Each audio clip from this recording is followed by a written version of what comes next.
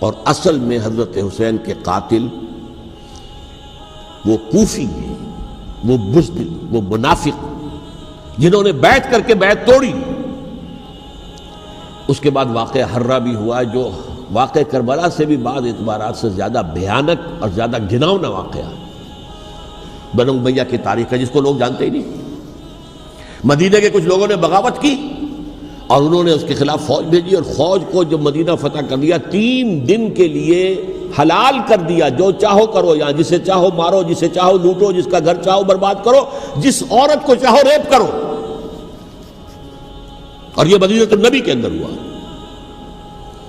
تو کاٹ کھانے والی ملوکیت کے اندر بہت سے واقعات ہوئے۔ عبداللہ ابن زبیر کھڑے ہوئے، انہوں نے حکومت قائم کی تھی، لیکن یہ کہ وہ تو 6 سال کے لیے کامیاب بھی رہے، ایک حکومت قائم کی، بنو امیہ کے ہاتھ پر بیعت نہیں کی، بالآخر ان کی حکومت بھی ختم ہو گئی۔ پھر حضرت زید کھڑے ہوئے، انہوں نے بغاوت کی، وہ بھی ناکام رہ گئے۔ پھر بنو عباس میں کھڑے ہوئے حضرت نفس زکیہ، حضرت حسن رضی اللہ تعالیٰ عنہ کے اولاد میں سے، وہ بھی ناکام ہو گئے، شہید ہو گئے۔ انہوں نے عوام کو ایسا کھڑا کیا ہے کہ 20,000 سے لے کر 30,000 کے درمیان انسانوں نے جانیں دے دی۔ عورتوں کے جلوس نکلے، شیرخوار بچہ گود میں ہے عورت کے، اور گولی کھا رہی ہے اور مر رہی ہے، گر رہی ہے۔ آپ سوچئے زندگی کتنی عزیز ہوتی ہے، اور شیرخوار بچے کے لیے ماں کی جو زندگی ہے، اس ماں کو اپنی زندگی کتنی عزیز تر ہوگی کہ اپنے لیے نہیں تو اس بچے کے لیے مجھے جینا ہے، لیکن نہیں، گولیاں کھائیں اور گری۔ یہ جذبہ انہی میں ہے۔ واقعہ یہ ہے کہ اہل سنت کے اندر یہ جذبہ نہ ہونے کے برابر ہے۔ یہ میں واشگاف الفاظ میں کہہ رہا ہوں۔ پورے عالم اسلام میں صرف شیعہ ایران ایسا نکلا ہے کہ جس نے بادشاہت کا خاتمہ کیا، باقی سعودی عرب میں بادشاہت بیٹھی ہوئی ہے، ڈٹ کر بیٹھی ہوئی۔ اربوں ڈالر کا ایک ایک محل بنتا ہے ان بادشاہوں کا، اور سنی سن ہے، سن، کوئی حرکت نہیں۔ فرش التراب يضمني وهو غطاء، کہ وہ ایک شخص کا کارنامہ، وہ یہودی فتنہ گر، وہ روح مصدق کا بروز، ہر تباہ ہونے کو ہے اس کے جنون سے تار تار۔ اسی طرح وہ عبداللہ ابن سبا یہودی فتنہ گر۔ آج اہل تشیع میں سے بعض حضرات کہتے ہیں کہ یہ عبداللہ ابن سبا یہ تو افسانوی شخصیت ہے، اس کی حقیقت کوئی تھی ہی نہیں، حالانکہ ان کی اپنی کتاب میں رجال کشی کے اندر اس کا ذکر موجود ہے، اور یہ بھی موجود ہے کہ حضرت علی رضی اللہ تعالیٰ عنہ نے اپنے عہد خلافت میں اسے زندہ جلوایا ہے۔ اس کی وجہ کیا تھی؟ یہ آیا مدینے کے اندر اسلام کا لبادہ اوڑھ کر، اس نے چند عقیدوں کی اشاعت شروع کی۔ سب سے پہلے حضرت علی تو خدا ہیں، گاڈ انکارنیٹ، اوتار کا تصور، جیسے ہندوؤں میں ہے رام چندر جی خدا کا اوتار، اور عیسائیت میں بھی پہلے گاڈ انکارنیٹ کا تصور تھا کہ حضرت مسیح خدا کا اوتار ہے، انکارنیشن آف گاڈ۔ تو اس نے کہا کہ حضرت علی تو خدا کا اوتار ہے، خدا ہے۔ نمبر 2، اس نے کہا کہ ہر نبی کا ایک وصی ہوتا ہے جس کے حق میں وہ وصیت کرتا ہے، تو حضور صلی اللہ علیہ وسلم کے وصی حضرت علی ہیں، لہذا خلیفہ تو اول روز سے حضرت علی ہیں، حضرت ابو بکر، حضرت عمر، حضرت عثمان، یہ تو غاصب ہیں، اور حضرت عثمان کی خلافت تھی اس وقت تو خاص طور پر۔ پھر اس نے جو قبائلی عصبیت تھی اسے بھڑکایا۔ پرانی جو عصبیت چل رہی تھی قریش کے اندر، وہ 2 گھرانے ایک دوسرے کے مد مقابل تھے۔ دیکھیے، ایک ہوتا ہے قبیلہ، ایک ہوتا ہے گھرانہ۔ ہمارے پنجاب میں ایک قبیلہ ہے وٹو قبیلہ، اس کے گھرانے بہت سے، مانے کے، لالے کے، فجے کے، شامت کے، یعنی کوئی لالا تھا ان میں سے بڑا، ان کے بیٹے ہو گئے لالے کے، ان کی اولاد، خاندان یہ کہلاتے ہیں۔ قبیلہ ایک، یہ وٹو قبیلہ۔ تو قبیلہ تھا قریش، اس میں گھرانے بہت تھے، بنو ہاشم، بنو امیہ، بنو تیم، بنو عدی، یہ بہت سے گھرانے تھے۔ تو چوٹی کے 2 گھرانے جو تھے وہ بنو ہاشم اور بنو امیہ، ان کے درمیان چپقلش تھی، مقابلہ، مسابقت، اور یہ مسابقت فی الخیر بھی ہوتی تھی۔ اگر انہوں نے غریبوں کو کھانے کھلائے ہیں تو ہم ان سے بڑھ کر کھلائیں گے، اگر وہ حاجیوں کی خدمت کرتے ہیں تو ہم ان سے بڑھ کر کریں گے۔ تو ان کے اندر یہ مسابقت فی الخیر بھی تھی، لیکن چپقلش تھی کہ کوئی ہم سے آگے نہ نکل جائے، وہ سمجھتا تھا وہ آگے نہ نکل جائے۔ اس شخص نے اس پرانی عصبیت کو تازہ کیا کہ حضور تو بنو ہاشم میں سے تھے، لہذا خلافت حق ہے بنو ہاشم کا، یہ غاصب ہے۔ اس سے پہلے دو خلفاء جو تھے وہ نہ بنو ہاشم سے تھے نہ بنو امیہ سے تھے۔ حضرت ابوبکر بنو تیم میں سے تھے، چھوٹا قبیلہ تھا۔ حضرت عمر بنی عدی میں سے تھے، وہ بھی چھوٹا قبیلہ تھا۔ یہ حضرت عثمان پہلے خلیفہ جو بنو امیہ میں سے تھے، جن کی پرانی چپقلش بنو ہاشم سے تھی، اب اس کو موقع مل گیا کہ پرانی قبائلی عصبیت کو بھڑکائے۔ یہ ہے اصل میں اس فتنے کا پس منظر عبداللہ ابن سبا نے جو آ کر پھیلایا ہے، اور اس کی تفصیل میں اس وقت میں نہیں جا سکتا، کیسے یہ فتنہ پروان چڑھا، کیا انہوں نے اسٹریٹجی اختیار کی، کہ یہ کیا کرتے تھے، گروہ بنا کر بھیجتے تھے لوگوں کو، کوفے میں جاؤ تو وہاں پر دمشق کے گورنر کے خلاف اور مصر کے گورنر کے خلاف الزامات لگاؤ، اس نے یہ کیا، وہ غبن کر گیا، وہ یہ کر گیا، وہ خیانت کر رہا ہے، وہ رشتہ داروں کو پال رہا ہے، اور عثمان کے خلاف بھی تقریریں کرو رضی اللہ تعالیٰ عنہ۔ دمشق میں جاؤ تو کوفے کے گورنر کے خلاف، کیونکہ دمشق کے گورنر کے خلاف بات کرو گے تو لوگوں کو معلوم ہوگا کہ یہ جھوٹ بول رہے ہیں، لیکن یہ کہ وہاں تو تم بات کرو کوفے کے گورنر کے خلاف اور مصر کے گورنر کے خلاف اور حضرت عثمان کے خلاف۔ مصر میں جاؤ تو بات کرو کوفے کے اور شام کے گورنر کے خلاف اور حضرت عثمان کے خلاف۔ یہ انہوں نے ایسا اٹھایا، اور اس زمانے میں آپ کو معلوم ہے ذرائع رسل و رسائل تھے نہیں، نہ اس فتنے کی پتہ چل سکا جب تک کہ وہ فتنہ جو ہے پوری طرح برگ و بار لا کر تراور درخت نہیں بن گیا۔ اس کے نتیجے میں حضرت عثمان رضی اللہ تعالیٰ عنہ شہید ہوئے، اور خلیفہ پھر حضرت علی رضی اللہ تعالیٰ عنہ کو انہی سوائیوں نے، جنہوں نے گھیراؤ کیا تھا، جنہوں نے حضرت عثمان کو شہید کیا ہے، یہی حضرت علی رضی اللہ تعالیٰ عنہ کے ارد گرد ہو گئے۔ اور حضرت علی رضی اللہ تعالیٰ عنہ بھی نہیں چاہتے تھے خلافت کی بیعت لینا، لیکن آخر کیا کرتے؟ کیا وہ امت کو بغیر خلیفہ کے چھوڑ دیتے؟ حضرت زبیر سے کہا گیا، انہوں نے نہیں مانا، رد کر دی بات۔ حضرت طلحہ سے کہا گیا، انہوں نے نہیں مانا۔ حضرت علی سے کہا گیا، اب عشرہ مبشرہ میں سے یہی تو تھے نا، لہذا انہوں نے تسلیم کر لیا، خلافت ہو گئی۔ لیکن اس کے بعد جو خانہ جنگی ہوئی ہے، اس خانہ جنگی کے نتیجے میں نوٹ کر لیجئے کہ 1,00,000 کے قریب مسلمان ایک دوسرے کی تلواروں اور نیزوں اور برچھیوں اور تیروں سے ختم ہو گئے، ہلاک ہو گئے۔ یہ ہماری تاریخ کا تاریک ترین باب ہے۔ 5 سال، 4.5 سال حضرت علی کی خلافت کے، اور 6 مہینے حضرت حسن کی خلافت کے رضی اللہ تعالیٰ عنہ۔ اس سے کیا ہوا کہ ایک طرف تو اسلام کی جو توسیع ہو رہی تھی، تھمتا نہ تھا کسی سے سیل رواں ہمارا، وہ سیلاب رک گیا، انٹرنل سیبوٹاج ہو گئی نا، اب تو اندر ہی آپس ہی میں اگر دست و گریبان ہو گئے تو باہر اب کیا توسیع کرتے ہیں، وہ توسیع کا عمل رک گیا۔ اور یوں سمجھیے کہ جیسے ٹرک اگر کبھی چل رہا ہو، بھرا ہوا ہو، لوڈڈ، اور وہ چڑھائی چڑھ رہا ہو، تو اگر کہیں موشن ٹوٹ جائے، ٹرک کو رکنا پڑے، تو ڈرائیور کے جان پر بن جاتی، اس لیے کہ اس کو دوبارہ سٹارٹ کرنا، اور جبکہ وہ چڑھائی پر ہے، انکلائن پر ہے، آسان کام نہیں ہوتا، خطرہ ہوتا ہے وہ پیچھے جو ہے وہ نہ جائے۔ اور پہاڑی علاقوں میں آپ کو معلوم ہے ذرا پیچھے چلے جانے کا مطلب جو ہے بہت خطرناک جو ہے نتیجہ نکل سکتا ہے۔ بہرحال حضرت علی رضی اللہ تعالیٰ عنہ نے اپنے خلافت میں ایک کام یہ کیا، اب اس کی کیا مصلحتیں تھیں یہ تو انہی کے علم میں ہوگا، ہم قیاس کر سکتے ہیں، اور میں اس تک میں نہیں جانا چاہتا۔ ابھی تک خلافت کا مرکز تھا مدینہ منورہ، حضرت ابوبکر، حضرت عمر، حضرت عثمان، وہیں جہاں حضور صلی اللہ علیہ وسلم رہے تھے اور جہاں پر کہ حضور مدفون تھے۔ لیکن حضرت علی نے اپنا مرکز جو ہے وہ کوفہ بنا دیا۔ اچھا، اس کی ایک ظاہری وجہ یہ سمجھ میں آتی ہے کہ اسلام کا جو پھیلاؤ ہو گیا تھا، وہ سلطنت اتنی وسیع ہو گئی تھی کہ مدینہ منورہ بہت جنوب میں اور بڑے صحرا کو عبور کر کے جانا ہوتا تھا۔ کوفہ جبکہ ایسی مقام پر تھا کہ جہاں سے مشرقی راستہ جا رہا ہے ایران کو، عراق کے اندر تو ہے وہ شہر کوفہ، اور پھر ایران اور خراسان اور ہندوستان کو راستہ جا رہا ہے، وہیں سے شمال کی طرف جا رہا ہے، شام کی طرف اور ترکی کی طرف، اور وہاں سے پھر یہ کہ مغربی افریقہ کو بھی کنٹرول کرنا، جو شمالی افریقہ کو وہ بھی آسان تھا۔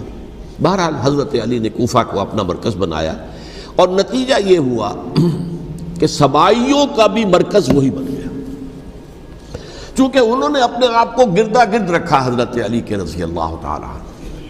اب ظاہر بات ہے کسی پرٹیکولر پرسن کے خلاف تو کوئی مقدمہ موجود تھا نہیں، بلکہ جب جنگ جمل ہو رہی تھی، ابھی جنگ نہیں ہوئی تھی، حضرت عائشہ، حضرت طلحہ، حضرت زبیر وہ لے کر آئے تھے ایک لشکر اس مطالبے کے لیے کہ حضرت عثمان کے قاتلوں کو سزا دی جائے، قصاص لیا جائے۔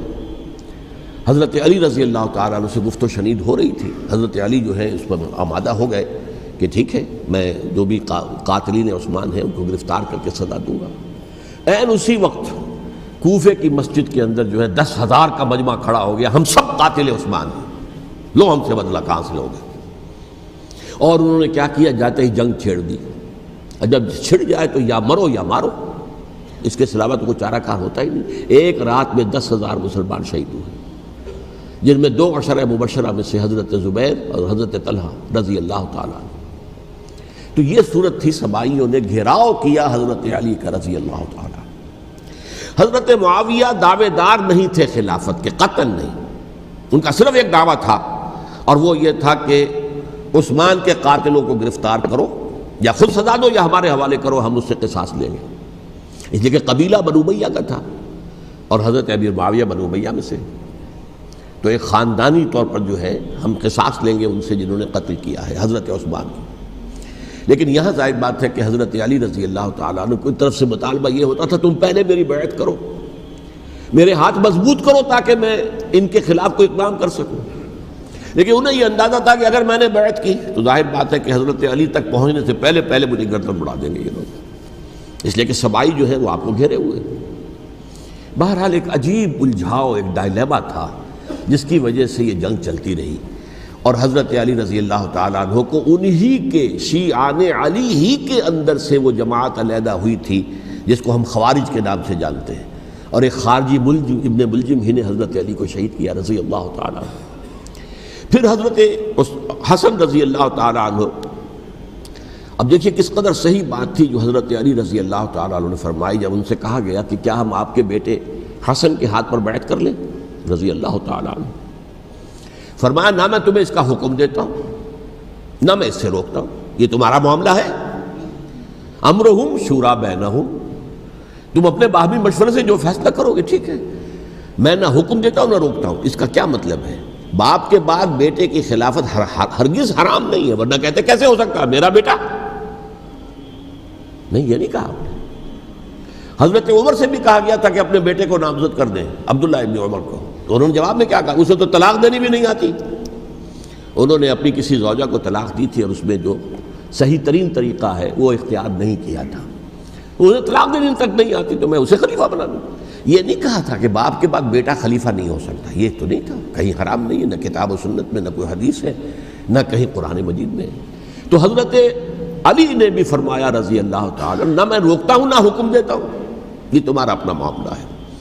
بہرحال حضرت حسن رضی اللہ تعالیٰ عنہ نے حضرت امیر معاویہ سے صلح کر لی، خلافت ان کے سپرد کر دی۔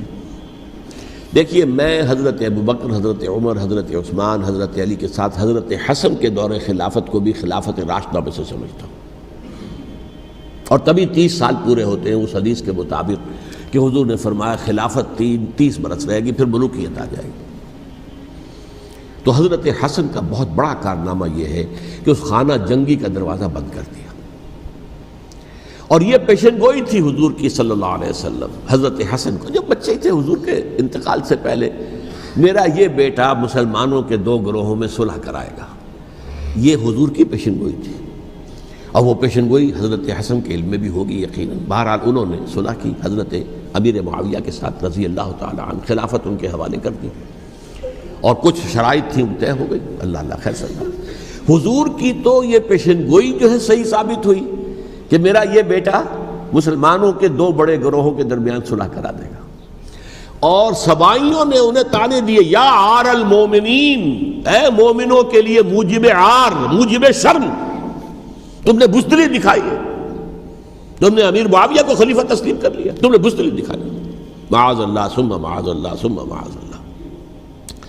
اب میں کچھ باتیں حضرت امیر معاویہ کے بارے میں کہنا چاہتا ہوں، اس لیے کہ وہاں اس میں میں نے حضرت معاویہ کے بارے میں یہ تو بہت شدت کے ساتھ کہا تھا، اور میں اب بھی اس پر قائم ہوں اور پوری طریقے سے قائم ہوں۔ میرا مستقل موقف یہی ہے کہ حضرت معاویہ رضی اللہ تعالیٰ عنہ کے دور خلافت کو ہم خلافت راشدہ میں شامل نہیں سمجھتے، اہل سنت میں سے کوئی بھی نہیں سمجھتا. لیکن اس کے ساتھ میں نے حضرت امیر معاویہ کے کچھ مناقب بھی بیان کیے تھے تاکہ پلڑا جو ہے ترازو کا اس کے دونوں پلڑے سامنے آ جائیں. لیکن یہ کہ وہ حصہ میرے اس بیان کا نکال دیا گیا، ختم کر دیا گیا. یہ میں نہیں جانتا کہ اس میں کیا مصلحت دیکھی گئی ہے. اس میں تو کسی کے لیے کوئی معاملہ ایسا نہیں تھا کسی کے جذبات کو جو ہے وہ ٹھیس پہنچانے والا. کیونکہ میں نے کہا وہ خلیفہ راشد نہیں تھے، صاف میں نے کہا، بلکہ وہ دور ملوکیت کا آغاز ان سے ہو گیا ہے. بلکہ جب ایک صاحب نے یہ کہا کہ کربلا کے بعد سے دور ملوکیت آ رہی تھی تو میں نے کہا نہیں جناب، دور ملوکیت تو 20 سال پہلے پوری ہو چکی تھی، شروع ہو چکی تھی. حضرت امیر معاویہ کے بھی 20 سال جو ہے وہ دور ملوکیت میں شمار ہیں. انہیں کسری العرب بھی کہا گیا، عرب کے کسریٰ جو شہنشاہ ایران کا خطاب تھا، حضرت معاویہ رضی اللہ تعالیٰ عنہ کو کسری العرب کہا گیا، عرب کا کسریٰ یہ. لیکن دوسری طرف یہ ہے کہ وہ صحابی رسول ہیں رضی اللہ تعالیٰ، حضور کے برادر نسبتی بھی ہیں، حضور کے سالے ہیں. ان کی ہمشیرہ ام حبیبہ حضور کی زوجہ محترمہ ہیں، ام المومنین ہیں ام حبیبہ رضی اللہ تعالیٰ عنہ.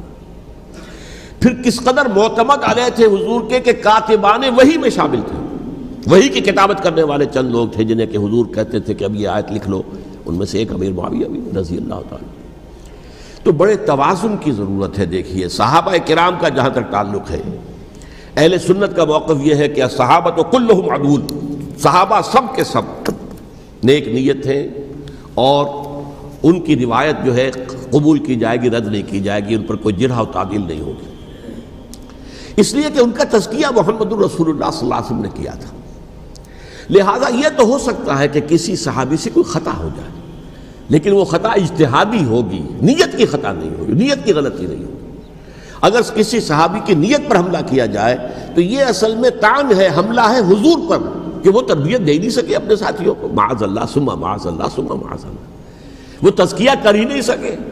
3 جگہ جو قرآن میں آیا ہے یتلو علیہم آیاتہ ویزکیہم، تو کیا تزکیہ کیا؟ اگر ان کے قریب ترین ساتھی جو تھے اگر ان کے اندر بھی بدنیتی تھی اور دنیا کی طلب تھی اور دنیا کے اندر اقتدار حاصل کرنے کا جذبہ تھا تو پھر کیا تزکیہ کیا؟ معاذ اللہ ثم معاذ اللہ. لہذا صحابہ سب کے سب عدول ہیں اور ان سے اختلاف ممکن ہے لیکن ان کی نیت پر حملہ نہیں ہو سکتا. تو حضرت امیر معاویہ کی شخصیت ایک چیز ہے، آپ کا دور خلافت دوسری چیز ہے. شخصیت کے اعتبار سے صحابی رسول ہیں، برادر نسبتی ہیں حضور کے صلی اللہ علیہ وسلم، اور پھر یہ کہ اس قدر معتمد علیہ ہے صحابہ میں سے کہ وہ کاتبان وحی، یہ عام آدمی کے کرنے کا کام نہیں تھا جو وحی کی کتابت کرے، اللہ کے کلام کی. البتہ یہ ہے کہ جیسا کہ میں نے عرض کیا ان کا دور خلافت راشدہ نہیں ہے، وہ ملوکیت کا دور ہے. یہ میں نے جیسا کہ عرض کیا، میں نے ایک صاحب نے جب یہ کہا کہ ملوکیت شروع ہو رہی تھی، میں نے کہا شروع نہیں ہو رہی تھی، ملوکیت تو 20 سال پہلے شروع ہو چکی تھی. اسی طریقے سے ایک صاحب نے کہا تھا کہ اسلام کو قائم کرنے کے لیے حضرت حسین میدان میں آئے. میں نے کہا یہ بھی غلط ہے، اسلام تو 60 سال پہلے قائم ہو چکا تھا. نبی اکرم صلی اللہ علیہ وسلم کے دستے مبارک سے اسلام قائم ہو گیا. جاء الحق وزهق الباطل ان الباطل کان زهوقا. پھر 30 برس تک وہ کامل شکل کے اندر قائم رہا. تو اسلام جو ہے وہ جو ہے در حقیقت اب قائم کرنے والی بات نہیں تھی. البتہ اس کے اندر زوال شروع ہو گیا تھا. اس زوال کے عمل کو روکنے کے لیے حضرت حسین میدان میں آئے. یہ ایک چیز کو صحیح تاریخی پرسپیکٹو میں رکھنا. تو جس طرح سے دین کو قائم کرنے کے لیے دیکھیں قائم تو کیا محمد رسول اللہ صلی اللہ علیہ وسلم والذین معہ رضی اللہ تعالیٰ عنہ، انہوں نے کیا تھا. ہاں اب جو ہے وہ اپنی اس شاندار حیثیت سے نیچے گرنے لگا تھا. وہ میں بعد میں عرض کروں گا کہ میں نے اسے کیا عرض کیا تھا کہ یہ اس زوال کو روکنے کے لیے کسی طریقے سے یہ اپنی اصل حقیقت میں قائم رہے. یہ حضرت حسین رضی اللہ تعالیٰ عنہ کی سعی تھی. اچھا، حضرت امیر معاویہ کے جو 20 سال ہیں وہ پورے امن، سکون، اطمینان، کوئی جھگڑا، کوئی فساد، کوئی اختلاف، کوئی باہمی فانت نہیں، کچھ نہیں. 20 سال. یہ بھی تاریخ کی بڑی چشم کشا حقیقت ہے جو عام طور پر لوگوں کے علم میں نہیں ہے. سبائی بھی دبکے رہے. حضرت امیر معاویہ کی حکومت اتنی مضبوط تھی، کنٹرول، کہ ان کو کچھ سر اٹھانے کا موقع نہیں ملا. موجود تھے، دبکے رہے. جیسا کہ میں نے کہا ریولوشن کے آخری مرحلے پر آ کر جو مخالفین ہیں وہ دب جاتے ہیں کہ پھر دیکھیں گے موقع ملے گا تو پھر لیں گے ان سے حساب کتاب۔ 20 سال رہے ہیں پورے امن کے، 10 سال کے بعد یعنی درمیان میں ہے حضرت امیر معاویہ کا عہد خلافت۔ ایک صحابی جو کہ بزرگ صحابہ میں سے ہیں، مغیرہ ابن شعبہ رضی اللہ تعالی عنہ، وہ آتے ہیں اور وہ کہتے ہیں کہ دیکھیے امیر المومنین، کتنی بڑی خانہ جنگی رہی تھی مسلمانوں کی آپس میں، اور اب بھی اگر آپ کسی کو نامزد کیے بغیر چھوڑ گئے امت کو تو پھر خانہ جنگی ہو جائے۔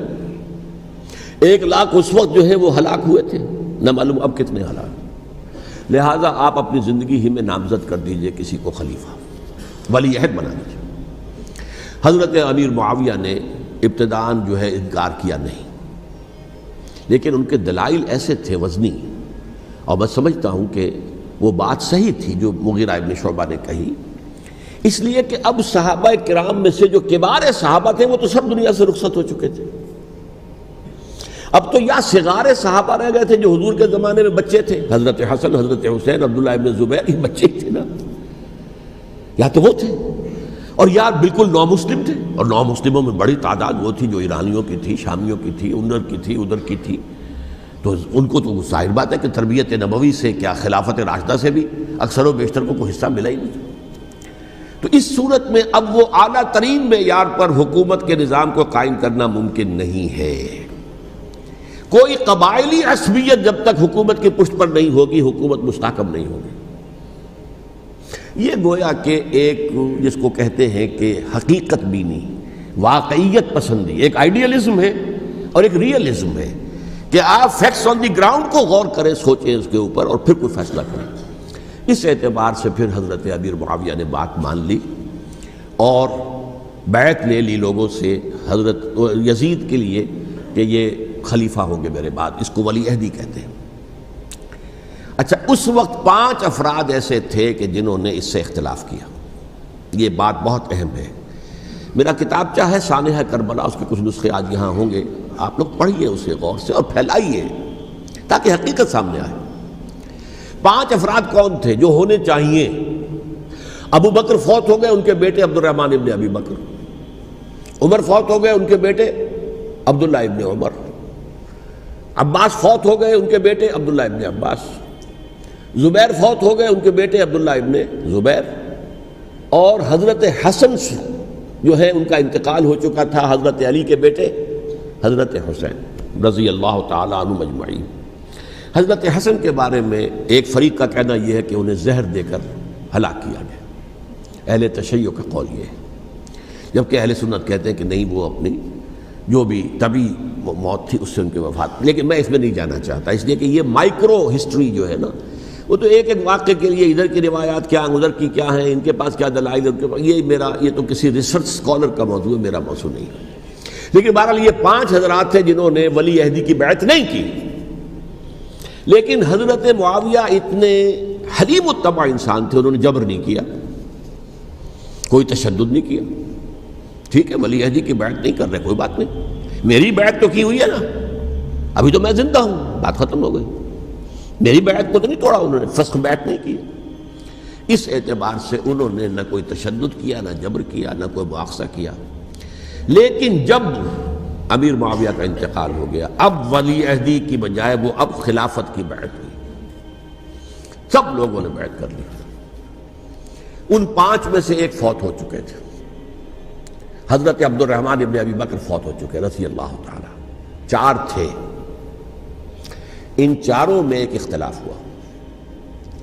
2 کی رائے یہ تھی، عبداللہ ابن عمر، عبداللہ ابن عباس، کہ اگرچہ یہ کام غلط ہوا ہے، اسلام کی روح کے منافی ہوا ہے، یہ بادشاہت کی بنیاد پڑ رہی ہے، لیکن یہ بات ایسی نہیں ہے کہ اس کی بنا پر ہم خانہ جنگی شروع کروا دیں، امت کے اندر خون خرابہ کروائیں، فساد کروائیں۔ لہذا انہوں نے بیعت کر لی۔ اب کوئی اگر یہ کہے معاذ اللہ کہ وہ بک گئے تھے یزید کے ہاتھ میں، معاذ اللہ ثم معاذ اللہ، وہی بات آپ اختلاف کر سکتے ہیں کہ انہیں نہیں کرنی چاہیے تھی، یہ کوئی رائے رکھے، مجھے اختلاف نہیں، لیکن ان کی نیت پر حملہ کریں گے تو حملہ محمد الرسول اللہ پر ہوگا صلی اللہ علیہ وسلم۔ عبداللہ ابن عمر کون ہیں؟ کتنی حدیثیں ان سے جو ہے وہ منقول ہیں، عبداللہ ابن عباس کون ہیں؟ جنہیں حضور نے جو ہے جن کے لیے دعا کی تھی، اے اللہ فقہہ فی الدین وعلمہ التاویل، اے اللہ اس نوجوان کو دین کا فہم عطا کر اور قرآن کی تاویل اور تفسیر کا علم عطا کر، حبر الامہ کہلاتے ہیں۔ وہ کہیں پیسوں اور ٹکوں کے عوض بک جانے والے نہیں تھے، انہوں نے امت کی مصلحت دیکھی، نیت جو ہے اس پر حملہ نہ کیجیے، البتہ اختلاف کا حق آپ کو حاصل ہے۔ دو حضرات جو ہے ڈٹے رہے کہ نہیں، ہمیں کم وٹ میں ریزسٹ کرنا ہے۔ عبداللہ ابن زبیر عمر کے اعتبار سے وہ بڑے ہیں، مسلمانوں میں سب سے پہلے ولادت مدینے میں جا کر جو ہوئی ہے وہ عبداللہ ابن زبیر کی ہوئی ہے۔ ہجرت کر کے جب مہاجرین وہاں پہنچے، کچھ عرصے تک کسی کے ہاں کوئی اولاد نہیں ہوئی، تو لوگوں نے تانے دینے شروع کر دیے کہ معلوم ہوتا ہے کہ یہاں آ کر یہ مکے کے رہنے والے جو ہے کمزور ہو گئے ہیں، ان کے ہاں اولاد ہی نہیں ہو رہی۔ پھر عبداللہ ابن زبیر کی ولادت ہوئی ہے، یہ حضرت ابو بکر کے نواسے ہیں، حضور کی زوجہ محترمہ حضرت عائشہ کی بہن، حضرت دیکھیے ابھی نام نکل گیا ہے جی، حضرت اسماء رضی اللہ تعالی عنہ عنہما، یہ ان کے صاحبزادے ہیں، حضرت زبیر کے بیٹے۔ ان کا فیصلہ ہوا کہ ہمیں رجسٹ کرنا ہے کم وٹ میں، ایٹ اینی کاسٹ۔ حضرت حسین ابن علی رضی اللہ تعالی عنہما کا بھی فیصلہ ہوا کہ ہمیں رجسٹ کرنا ہے کم وٹ میں۔ البتہ ان میں بھی ایک اختلاف ہو گیا، یعنی یہ دو تو جڑے رہے، ان دو میں اختلاف ہو گیا۔ عبداللہ ابن زبیر کا کہنا یہ تھا کہ ہمیں حجاز میں رہنا چاہیے، یہ سرزمین ہے جس میں نبوت کی برکات سب سے زیادہ ہیں، یہاں ہم مضبوط قلعے کے اندر ہیں، ہمیں یہاں سے جو ہے رجسٹ کرنا چاہیے اور ختم کرنا چاہیے اس نظام کے اندر جو خرابی آ گئی ہے اس کو۔ حضرت حسین رضی اللہ تعالیٰ عنہ کے پاس خطوط کا تانتا بنا ہوا تھا، کوفے سے لوگ خط لکھ رہے تھے، آئیے آئیے آئیے، ہم آپ کے ہاتھ پر بیعت کریں گے، ہم آپ کے ہاتھ پر بیعت کریں گے، ہم آپ کے ہاتھ پر بیعت کریں گے۔ یہی وہ کوفہ جو حضرت علی کا دارالخلافہ رہا تھا اور جو پھر صبائیت کا گڑھ بن گیا تھا۔ چنانچہ حضرت حسین نے حضرت مسلم بن عقیل کو بھیجا وہاں پر کہ میرے نمائندے کی حیثیت سے جا کر وہاں پر بیعت لو۔ 10-12 ہزار افراد نے بیعت کر لی، لیکن اس کے بعد یزید کی طرف سے گورنر بنا کے بھیجا گیا ابن زیاد کو۔ ابن زیاد نے آ کر جو تشدد کیا اور سختی کی تو سب کے سب بیعت توڑ کر اور سب منحرف ہو گئے۔ مخلصین تو وہ تھے نہیں، الکوفی لایوفی، کوفی جو ہے وہ تو کوئی وعدہ وفا کرنے والا ہوتا ہی نہیں، بیعت توڑ دی۔ فمن نقص فانما ينقص على نفسه، بیعت کے بعد بیعت توڑ دینا بہت بڑا گناہ ہے، توڑ دی۔ ادھر اطلاع مل گئی حضرت حسین کو، چل چکے تھے وہ، راستے میں تھے کہ وہاں تو مسلم بن عقیل شہید ہو گئے اور سب لوگوں نے بیعت توڑ دی۔ اب واپس جانا چاہتے تھے، لیکن مسلم بن عقیل کے بیٹے جو ہے اڑ گئے۔ یہ عرب کی اپنی ایک جو ہے پرانی ان کی حمیت اور ان کا قبائلی نظام کہ اب ہم اپنے والد کے خون کا قصاص لیے بغیر نہیں جائیں گے۔ حضرت حسین رضی اللہ تعالیٰ عنہ کی مروت اور شرافت کہ یہ میرا ساتھ دینے کے لیے آئے تھے، اب میں ان کا ساتھ نہ دوں تو یہ تو شرافت اور مروت کے خلاف ہے۔ کہا اچھا چلو چلتے۔ وہاں جا کر بھی عین اپنے میدان کے اندر بھی حضرت حسین رضی اللہ تعالیٰ عنہ نے 3 چیزیں پیش کی ان کوفیوں کے لشکر کے خلاف۔ سب سے بڑا لشکر کے اندر سب سے بڑے تو کوفی تھے جنہوں نے بیعتیں کی ہوئی تھی حضرت حسین کے ساتھ۔ دیکھو مجھے جانے دو واپس حجاز کی طرف، یا مجھے سرحدوں پر بھیج دو تاکہ میں کافروں کے ساتھ جنگ کرتے ہوئے اپنی جان دے دوں، یا مجھے یزید کے پاس جانے دو، میں اپنا معاملہ اس سے طے کر لوں۔ لیکن کوفیوں کو یہ گوارا نہیں تھا۔ اگر یہ یزید کے پاس پہنچ گئے تو ہمارا کچا چٹھا بیان کر دیں گے کہ مجھے تو ان لوگوں نے ورغلا کر بلایا تھا۔ اس لیے کہ دیکھیے حضرت امیر معاویہ کے 20 سالوں کے دوران میں بتا چکا ہوں، ان کی حکومت اتنی مستحکم تھی کہ اس کے خلاف کوئی فتنہ اٹھانا ممکن نہیں تھا۔ اب چونکہ چینج اوور ہوا تھا، اور چینج اوور میں آپ کو معلوم ہوتا ہے کہ ایک جس کو کہتے ہیں every thing is in the melting پاٹ، ابھی تو یہ درمیان کے اندر معاملہ ہے، تو انہیں موقع ملا، سر اٹھایا حضرت حسین رضی اللہ تعالیٰ عنہ کو، جو خطوط لکھے جس کے کہ تھیلے کے تھیلے اور بوریوں کی بوریاں بھری ہوئی حضرت حسین کے ساتھ تھی، وہ کہا کہ آئیے ہم آپ سے بیعت کریں گے۔ انہوں نے نہیں مانا، اور اصل میں حضرت حسین کے قاتل وہ کوفی ہیں، وہ بزدل، وہ منافق جنہوں نے بیعت کر کے بیعت توڑی، اور اب وہ آ گئے کہ اگر یہ حسین رضی اللہ تعالیٰ عنہ بچ کر کہیں یزید کے پاس پہنچ گئے تو پھر ہمارا کچا چٹھا جو ہے وہ سامنے آ جائے گا اور ہماری پھر شامت آ جائے گی، لہذا انہوں نے قتل کیا حضرت حسین کو رضی اللہ تعالیٰ عنہ۔ ایک بات جو علامہ ڈاکٹر قلب صادق نے فرمائی، اور میرے علم میں یہ بات پہلے نہیں تھی، وہ یہ کہ حضرت حسین کے قتل کا فتویٰ ایک بہت بڑے مفتی نے دیا تھا۔ یہ بات بھی ذرا سمجھ لیجیے، حضرت حسین رضی اللہ تعالیٰ عنہ کے قتل کا فتویٰ ایک بہت بڑے مفتی نے دیا تھا۔ کیوں دیا تھا؟ اس لیے کہ حضور کی احادیث موجود ہیں کہ جب ایک شخص کی ایک خلیفہ کی بیعت ہو جائے تو دوسرا اگر کھڑا ہو تو اسے قتل کر دو، کھلی حدیث۔ اسی لیے ایک بہت بڑے مفسر بھی ہیں، فقیہ بھی ہیں، قاضی ابن العربی رحمۃ اللہ علیہ، ایک ابن عربی ہیں الف لام کے بغیر، ابن عربی، وہ بہت بڑے صوفی ہیں، فلسفی ہیں، اندلس کے ہیں۔ یہ قاضی ابن العربی ہیں جنہوں نے قرآن کی ایک تفسیر لکھی ہے اس اعتبار سے کہ صرف ان آیات کی تفسیر جن سے کہ فقہی احکام جو ہیں ان کا استنباط ہوتا ہے۔ یہ دو تفسیریں اس طور سے لکھی گئی ہیں قرآن مجید کی، احکام القرآن ان کا نام ہے دونوں کا، جن میں سے ایک جو ہے قاضی ابن العربی کی ہے۔ ان کا ایک جملہ نقل ہوتا ہے، قتل الحسین بسیف جدہ، حسین قتل ہو گئے اپنے ہی نانا کی تلوار سے۔ وہ تلوار کیا تھی؟ جب کسی کی بیعت ہو چکی ہو پھر کوئی کھڑا ہو مدعی خلافت، قتل کر دو۔ میرے نزدیک حضرت حسین مدعی خلافت نہیں تھے، یہ بات اس وقت سامنے لوگوں کے نہیں آئی، بلکہ حکومت نے یہ باور کرا دیا کہ یہ تو باغی ہے، یہ مدعی ہے خلافت کے۔ انہوں نے تو دعویٰ نہیں کیا خلافت کا، وہ تو صرف اس عمل کو روکنے کے لیے میدان میں آئے تھے۔ اور اس بات کو اچھی طرح سمجھ لیجئے کہ اس وقت تک یہ جو تصور آج ہمارے پاس ہے کہ ریاست علیحدہ ہے، حکومت علیحدہ ہے، state of Pakistan, we are loyal to the state of Pakistan, ہم ریاست پاکستان کے وفادار ہیں، گورنمنٹ آف پاکستان کے وفادار نہیں ہیں۔ We are not loyal to the government. Government تو کبھی بے نظیر کی تھی، ہم اس کے خلاف تحریک چلا رہے تھے، یا کبھی کسی اور کی تھی اس کے خلاف تحریک چل رہی ہے، یا کبھی ضیاء الحق کی تھی اس کے خلاف تحریک چل رہی ہے۔ گورنمنٹ کو بدلنا تو عوام کا حق ہے، آج، اس وقت نہیں تھا۔ اس وقت ریاست اور حکومت کا کوئی فرق نہیں تھا، لہذا جو حکومت سے اختلاف کرے گویا کہ باغی ہے۔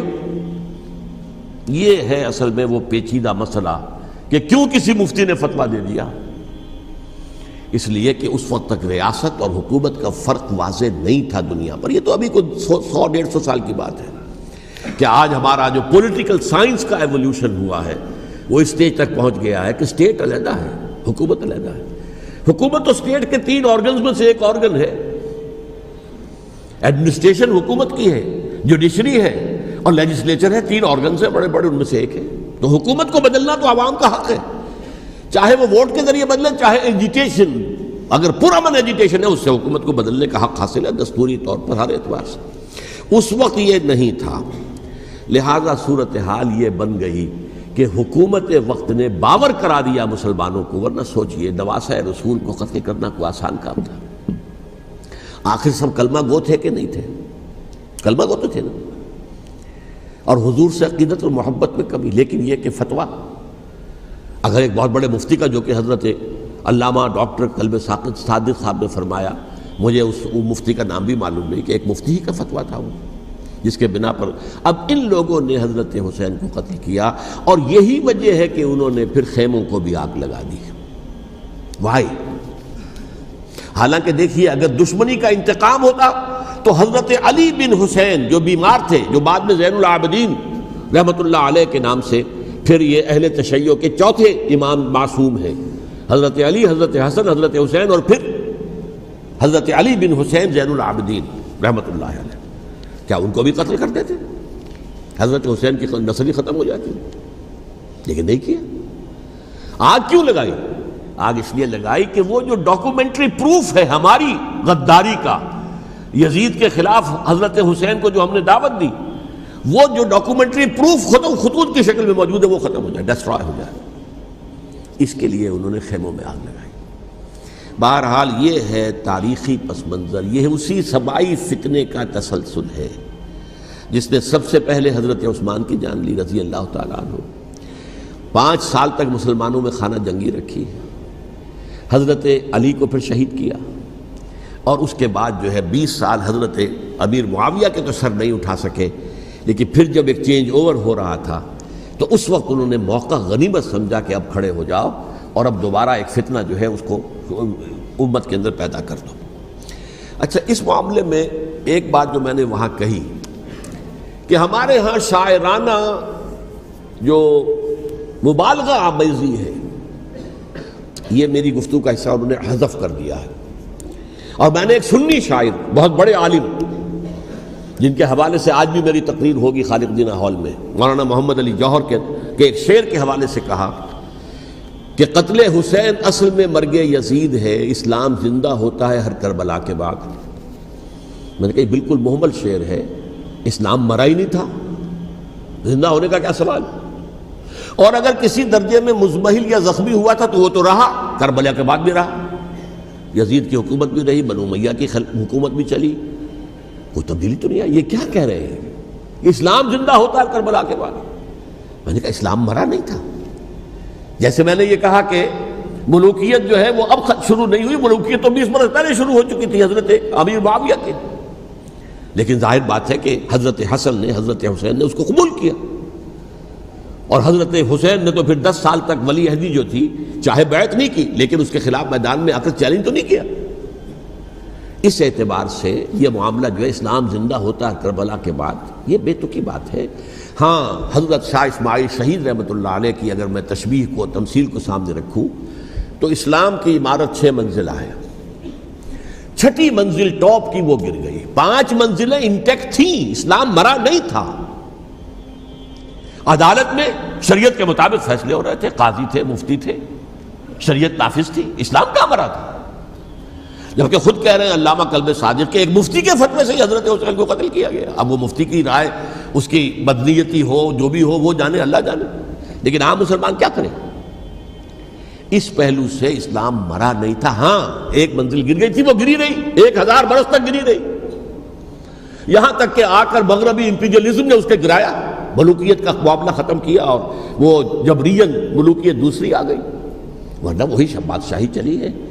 بلکہ دور بنو امیہ میں وہ بادشاہی پوری طرح اس نے بالوں پر نہیں نکالے تھے، اصل بالوں پر تو اس نے نکالے ہیں دور بنو عباس میں آ کر، اور پھر سلاطین جو ہے ترک، جو ترک خلفاء ہیں، ان کا بھی بادشاہت تھی، اور کیا تھا، وہ خلافت تو نہیں تھی۔ تو یہ تو اسلام میں جو بھی نقص واقع ہو گیا تھا، کبھی واقع ہو گئی تھی، وہ جو کی تو برقرار رہی، اس کو بھی تسلیم کیا۔ میں اللہ کا شکر ادا کر کے کہتا ہوں کہ دونوں حضرات، دونوں شیعہ دانشور اور بڑی اعلیٰ سطح کے جو شیعہ عالم تھے، انہوں نے اس بات کو تسلیم کیا اور میری اس بات کو چیلنج نہیں کیا۔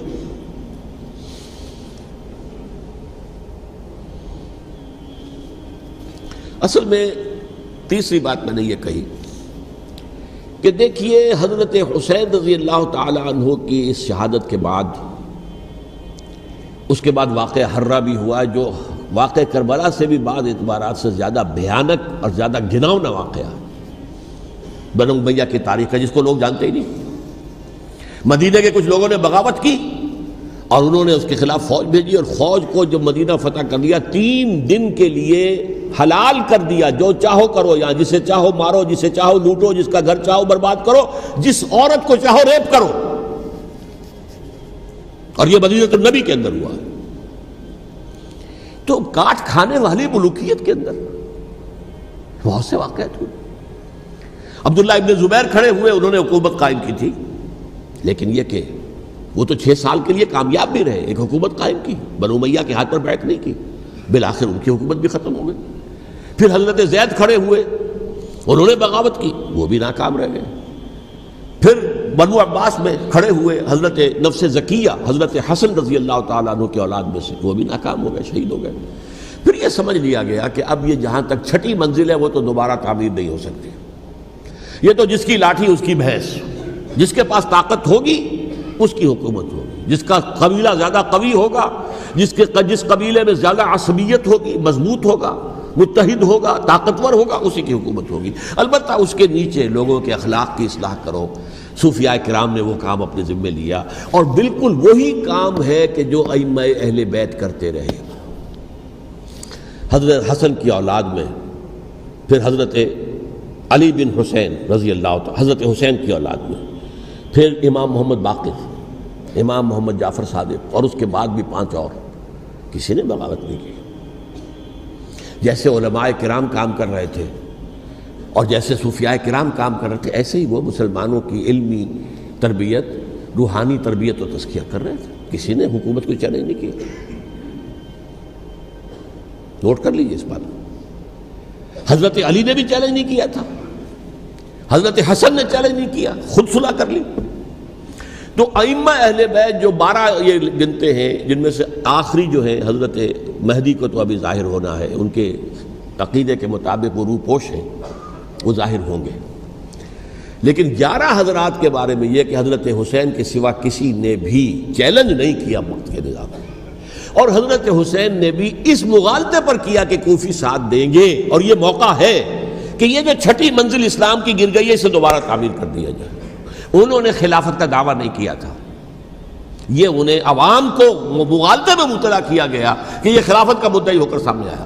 جیسا کہ میں نے آپ سے کہا تھا، امیر معاویہ نے حضرت علی کے عہد خلافت میں کبھی خلافت کا دعویٰ نہیں کیا، مدعی خلافت نہیں تھے وہ تو یہ کہتے تھے کہ قاتلان حسین جو ہے، قاتلان عثمان کو سزا دو، قصاص دو، بس۔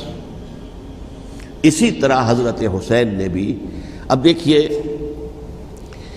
اس ضمن میں اس میں کوئی شک نہیں ہے، حضرت حسین رضی اللہ تعالی عنہ کی جو شہادت ہوئی ہے، ان کے ساتھیوں کی، اعزاء و اقارب کی، تاریخ انسانی میں یہ عزم، ہمت، شجاعت، مثابرت، صبر، استقلال، استقامت، اس کی بہت روشن مثال ہے، بہت روشن مثال ہے، بہت روشن مثال ہے۔ لیکن اس سے تاریخ کی رفتار پر کوئی اثر نہیں پڑا۔ وہ جو ملوکیت آ گئی تھی وہ اور گہری سے گہری ہوتی چلی گئی۔ واقعہ کربلا کے بعد تو واقعہ ہررا ہوا، میں نے گنوا دیا، اس سے زیادہ تو میرے خیال میں کہ اور ہمارے لیے لائق شرم جو ہے کوئی واقعہ ہے ہی نہیں اس پہلو سے۔ لیکن حضرت حسین کا ایک، اب ان کو یہ کہ میں مطلب یہ کہ اگر میں ان کے ہاتھ پر بیعت کر لیتا ہوں، جو کہ اس وقت سامنے موجود تھے، کہ یزید کی بیعت تمہارے ہاتھ پر کرتا ہوں، تو گویا کہ اپنے آپ کو سرنڈر کر دیتے۔ وہی خطرہ جو امیر معاویہ کو تھا کہ مجھے وہ تو پہنچنے بھی نہیں دیں گے علی تک رضی اللہ تعالیٰ عنہ، اور مجھے پہلے ہی شہید کر دیں گے، یہی خطرہ حسین کو تھا رضی اللہ تعالیٰ عنہ کہ مجھے یزید تک پہنچنے نہیں دیں گے، پہلے ہی قتل کر دیں گے۔ اور ویسے بھی یہ ایک شرافت، مروت اور حمیت اور غیرت اور عزت نفس کا تقاضا بھی تھا کہ بھائی معاملہ ہے یزید کا، میرا مجھے وہاں جانے دو، اللہ اللہ خیر سنا، یو کین اسکورٹ می، میرے دائیں بائیں چلو تاکہ میں کہیں اور بھاگ نہ جاؤں تمہارے خیال میں، مجھے وہاں پہنچا دو، میں وہاں پہ جا کے اسے معاملہ کر لوں۔ لیکن انہوں نے قتل کیا، اصل قاتلان کوفی، وہی سبائی۔ البتہ یہ ہے کہ اس واقعے کی جو یادگار ہے اس میں کوئی شک نہیں ہے کہ اس نے مسلمانوں میں سے ایک گروہ کے دل میں قربانی اور شہادت کا جذبہ بہت پیدا کیا، اس میں کوئی شک نہیں۔ اور جس طریقے سے کہ عاشورہ محرم میں یاد منائی جاتی ہے، جس طریقے سے اس نے اہل تشیع کے اندر قربانی کا جذبہ بے انتہا پیدا کر دیا، اگرچہ وہ جذبہ بروئے کار نہیں آتا، اس لیے کہ ان کے ہاں یہ عقیدہ ہے، یہ طے ہے کہ جب تک حضرت مہدی ظاہر نہیں ہوں گے ہم کسی کے خلاف بغاوت نہیں کریں گے۔ یہ پوری تاریخ میں ان کا معاملہ رہا، تمام جو ہے ائمہ اہل بیت کا معاملہ رہا، جب تک مہدی نہیں آتے keep sitting and keep waiting, wait and see, that's all. یہ تو خمینی صاحب نے کیا ہے، آیت اللہ خمینی صاحب نے، کہ انہوں نے یہ ایران کے شیعوں کو باور کرایا کہ بھائی جب آئیں گے حضرت مہدی آ جائیں گے، لیکن ہم اب ہاتھ پر ہاتھ رکھ کر بیٹھے رہیں، باطل کو چیلنج بھی نہ کریں، ہمیں کچھ تو کرنا چاہیے، وہ ہاتھ پاؤں ہلانے چاہیے، اور کچھ نہیں تو مہدی کا راستہ جو ہے صاف کرنا چاہیے، تمہید کرنی چاہیے، ان کے راستہ ہموار کیا جائے۔ تو یہ ان کی بڑی عظمت ہے آیت اللہ خمینی صاحب کی کہ اہل تشیع ایران کے جو ہے ان سے انہوں نے یہ بات منوا لی کہ ہم بالکل انرٹ نہیں بیٹھے رہیں گے، بلکہ اب انہیں نائب امام قرار دے کر اور ولایت فقیہ کے فلسفے کے حوالے سے یہ دو چیزیں ان کی جو ہیں بنیادی فلسفے کی ہیں، وہ اس وقت میرا موضوع نہیں ہے۔ انہوں نے عوام کو ایسا کھڑا کیا ہے کہ 20,000 سے لے کر 30,000 کے درمیان انسانوں نے جانیں دے دی، عورتوں کے جلوس نکلے، شیرخوار بچہ گود میں ہے عورت کے اور گولی کھا رہی ہے اور مر رہی ہے، گر رہی ہے۔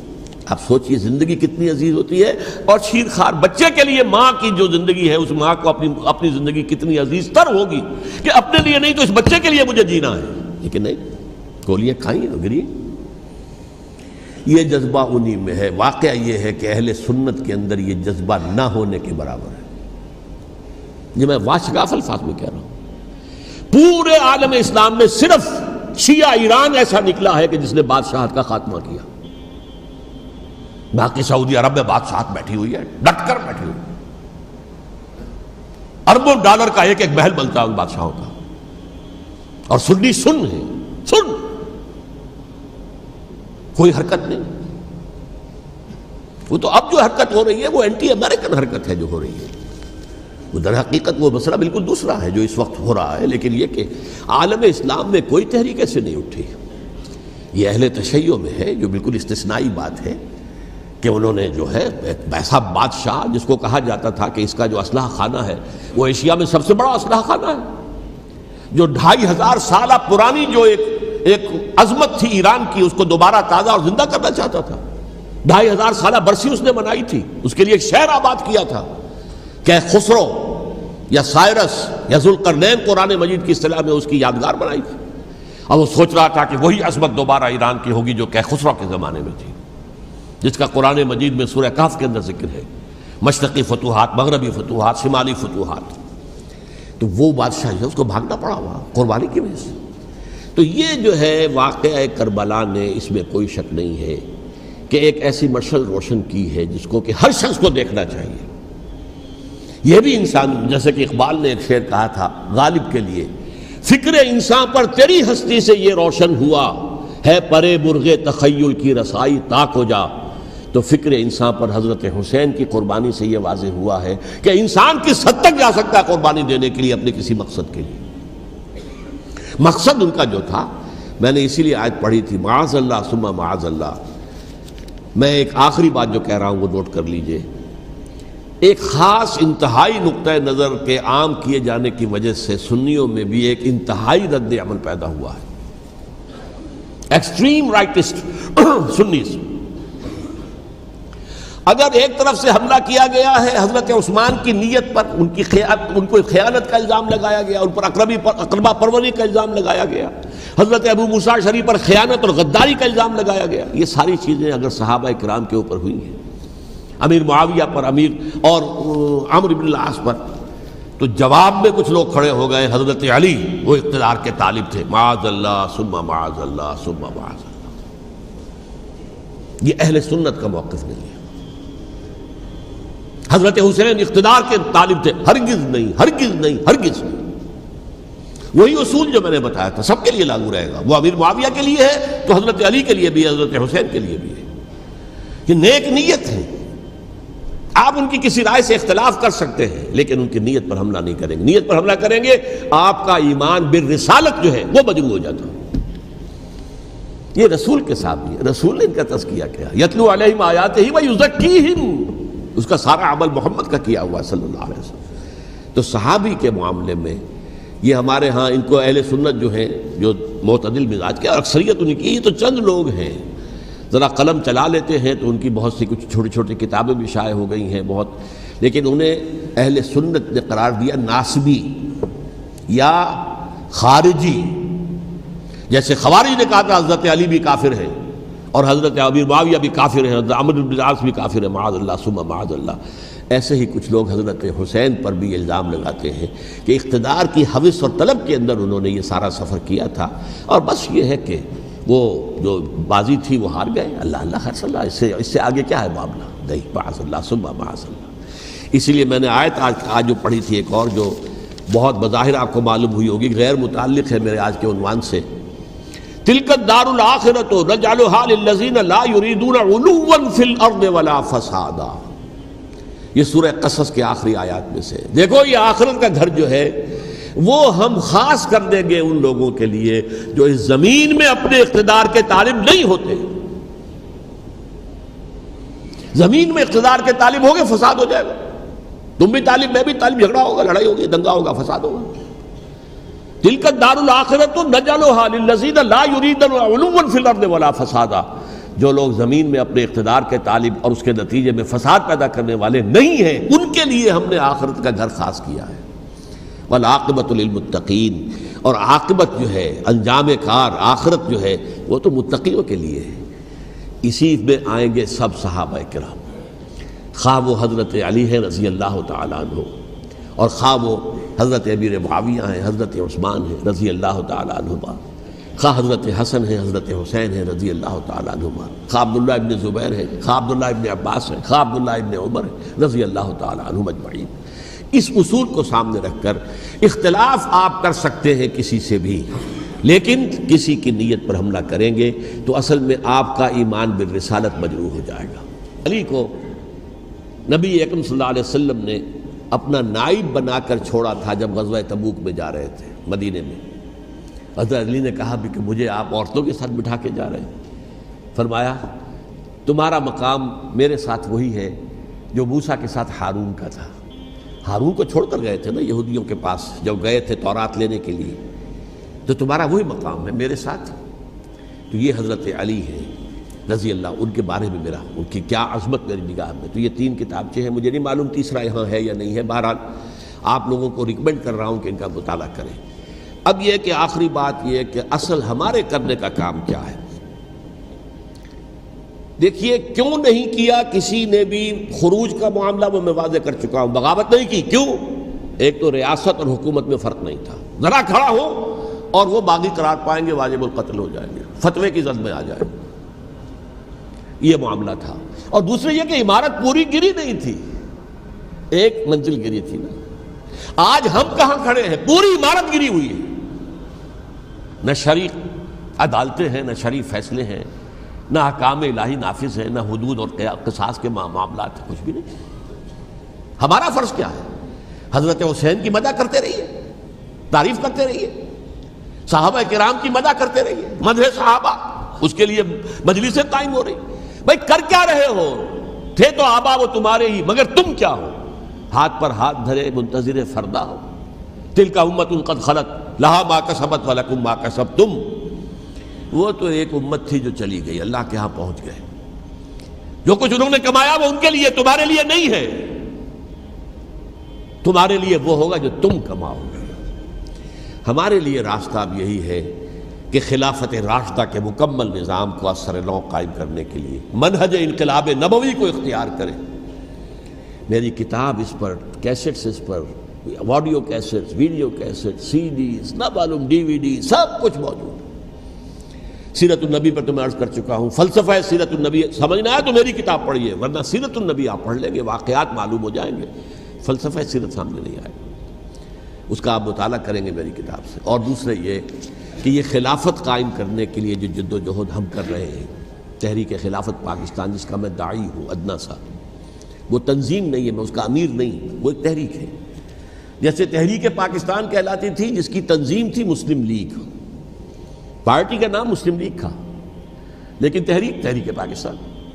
اس طرح تحریک خلافت پاکستان وہ ہم نے چلائی ہے تنظیم اسلامی کے تحت. یہ خلافت جب پہلی چلی تھی آج سے 84 سال قبل، نومبر 1921 میں خالق دینہ ہال میں وہ مقدمہ چلا تھا، جس کے نتیجے میں بڑے بڑے جو لیڈر تھے ہمارے، مولانا محمد علی جوہر اور مولانا حسین مدنی اور مولانا ابوالکلام آزاد، ان سب کو 2 سال کی قید کی سزا سنائی گئی تھی. بغاوت، مقدمہ بغاوت، یہ خالق دینہ ہال. اسی میں سن 91 یا 92 میں میں نے 3 دن تقریریں کی تھیں، جن میں آج سے پھر میں 3 تقریریں کرنے والا ہوں. ایک آج شام کو، ایک کل شام کو رات 9 بجے، آج بھی کل بھی، ایک پرسوں اتوار کی صبح کو 10 بجے ہے کیا 11 بجے. تو ان میں آپ حضرات شرکت فرمائیں تاکہ اصل جو ہمارے کرنے کا کام ہے، تاریخ کو بھی سمجھنا چاہیے، تاریخ کے عوامل کیا ہیں، کیا پس پردہ عوامل کار فرما تھے، کیا کسی شے کی اصل حقیقت ہے، وہ سمجھنا چاہیے. لیکن یہ ہے کہ اس اعتبار سے میں نے جب یہ لفظ استعمال کیا تھا اس مذاکرے میں لپ سروس، کہ یہ ہم صرف لپ سروس کرتے رہیں، مدح کے بیان کرتے رہیں، منقبت بیان کرتے رہیں، حضور کی نعتیں کہتے رہیں، تو اس سے تو بات نہیں بنے گی جب تک کہ وہ فرض منصبی شہادت علی الناس کا جو ہمارے ذمے ہے بحیثیت امت محمد صلی اللہ علیہ وسلم اس کو ادا نہ کریں۔ مجھے خوشی ہے کہ اس کی بھی تائید دونوں حضرات نے کی، ہاں یہ لپ سروس کا معاملہ ہے۔ اللہ تعالی حضرت حسین کے نقش قدم پر چلتے ہوئے، بلکہ اصل میں تو ہمارے لیے اسوہ رسول ہے محمد صلی اللہ علیہ وسلم کا، اس پر چلتے ہوئے ہم پاکستان میں اسلام کا نظام خلافت قائم کرنے کی جد و جہد کریں۔ اقول قولی ھذا واستغفر اللہ لی ولکم ولسائر